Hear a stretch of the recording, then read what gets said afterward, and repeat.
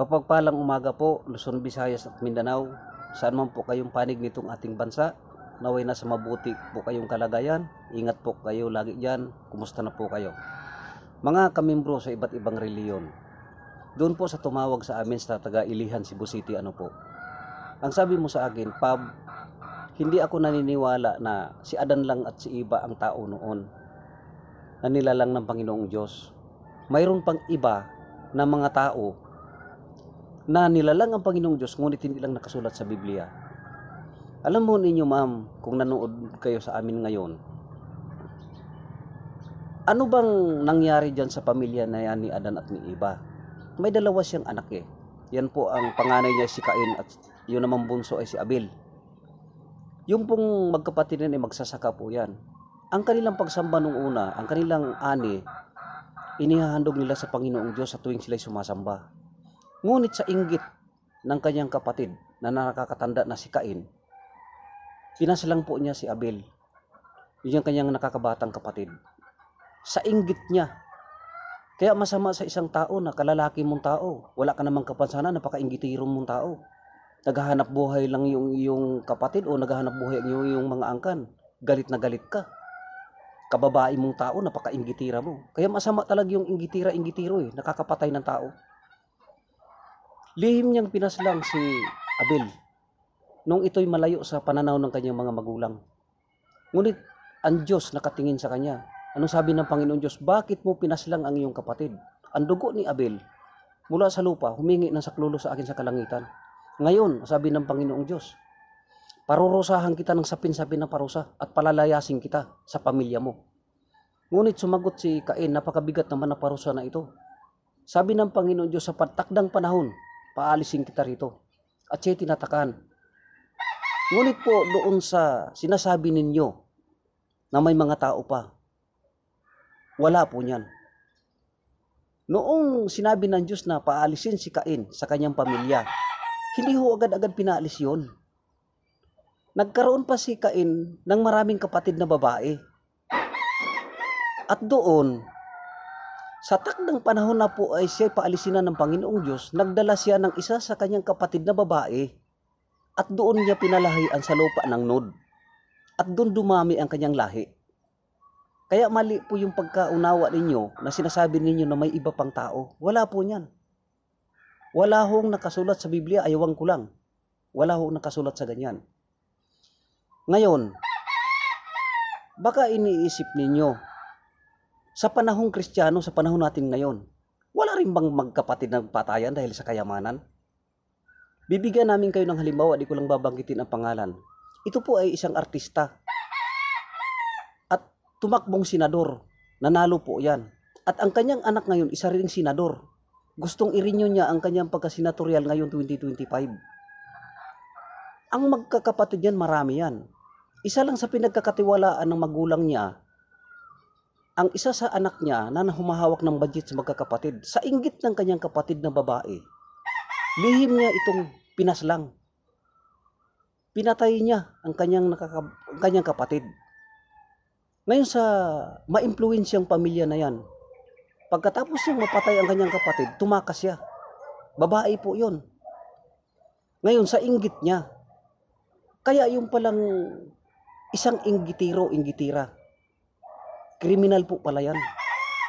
Sa panahon nating Kristiyano, nangyari din po yan. Hindi lang sa panahon ni Abel at saka ni Cain.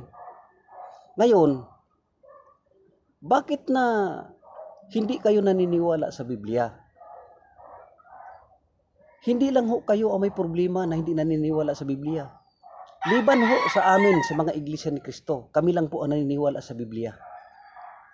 Ang mga reliyon, hindi ho naniniwala yan. Kahit ang kanilang mga pastor, mga pare nila, mga ngaral, hindi ho naniniwala yan. Pero hawak nila ang Biblia. Sila ang nagsalin yan. Bibigyan namin kayo ng halimbawa na hindi naniniwala na kagaya mo. Ito po si Wendell Talibong. At saka si, yung tinatawag lang Father Darwin Gitcano. At saka itong si Eugene Pellegrino Gapo. Kung magawi sa inyo ang mga tao na yan, sinasabi ko sa inyo, mag-ingat ho kayo dyan. Mga mandarayang pastor yan. Bakit namin nasasabi? Para hindi kami maparatangan. O nirekomenda namin kayo. Panoorin nyo sa YouTube. Ang Panginoong Diyos sa 10 utos, Ano dun ang binawal? Ang sabi ng Panginoon, huwag kayo magkaroon ng ibang Diyos liban sa akin, na gumagapang, may mga apat na paa, lumilipad, at ang mga umuusad, ang mga ribulto at mga larawan. Punta ho kayo sa simbahan ng Katoliko. Nandun ho ang mga ribulto. Kakontra siya dun sa sinasabi ng Panginoong Diyos. Kung hindi sila kakontra, naniniwala sana sila sa Biblia. Bakit kung ayaw ng Diyos? Siyang gusto ng mga pastor na ito, mga pari na ito, mga ngaral na ito. Sino pa? Ang iba't ibang mga reliyon, mga protestante at mga katoliko. Yun naman sa saksi ni Jehovah. Nagsalin sila ng Biblia. Binago naman ang pangalan ng Panginoon. Ginawa naman Jehovah. Kaya sila daw Jehovah Witnesses. Sa born again Christian naman. Tatlo din ang Diyos, Trinity, katoliko pa rin. Sa iba't ibang mga reliyon, liban po sa Iglesia ni Cristo, kami po ang naniniwala sa Biblia. Kaya hindi lang ho kayo malaking problema dyan. Pastor na nga, pari na nga, mga ngaral na nga yan, hawak na nga ang Biblia, hindi nga naniniwala eh. Kaya hindi kami magtataka. Aywan ko sa panahon ngayon, kung meron sila ding mga sinalin na Biblia, dagdag bawas. Kasi ang reliyon kasi, kapag hindi nila nagustuhan na hindi umaayon ang talata sa kanilang paniniwala, nagsasalin sila. Dito ho sa loob ng Iglesia ni Cristo sa amin, ang aming sentral, hindi ho nagsalin ng mga Biblia. Ang ginagamit po at doktrina sa amin sa mga pagsamba, mga pagkakatipon, Biblia ho yan sa iba't ibang reliyon. Ipinapamukha lang po namin na ang kanilang Biblia, sila rin. Ang nagsalin yan, hindi nila matanggap pagka-Iglesia ni Cristo at ang aming mga ministro at manggagawa ang magbasa niyan. Kaya doon sa taga-Ilihan, Cebu City, hindi ho kami magtataka. Amin ho kayong inanyayahan, tara po sa loob ng Iglesia ni Cristo. Sumamba ho kayo.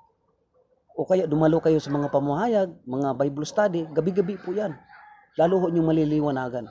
Doon sa, balikan ko lang po doon si Cain at si Abel, na sinasabi mo na mayroon pang ibang tao dahil nga si Cain ay dumami doon sa pinagdalhan ng Panginoong Diyos. Hindi po. Sa tunay ho na pagkasalin ng Biblia, nagdala ho siya ng kanyang kapatid na babae. Doon niya pinalahian. Sana maliwanag ho sa inyo. At sana po sa susunod pa na mga pagkakataon, naway magsuri po kayo sa Iglesia ni Cristo. Alam mo ninyo, Iglesia ni Cristo lang po ang namamayagpag sa panahon ngayon. Kahit ang lalaking mga reliyon nagbagsakan niya. Bakit kung ang Iglesia ni Cristo, kung hindi ito sa Diyos, wala na rin ito. Ito po ay ginagabayan ng Panginoong Diyos at ng Panginoong Hesukristo. Maraming salamat po doon sa taga-Ilihan, Cebu. Sana po ma'am, ang iyong pamilya, pagsuri kayo sa Iglesia ni Cristo. Maraming salamat po.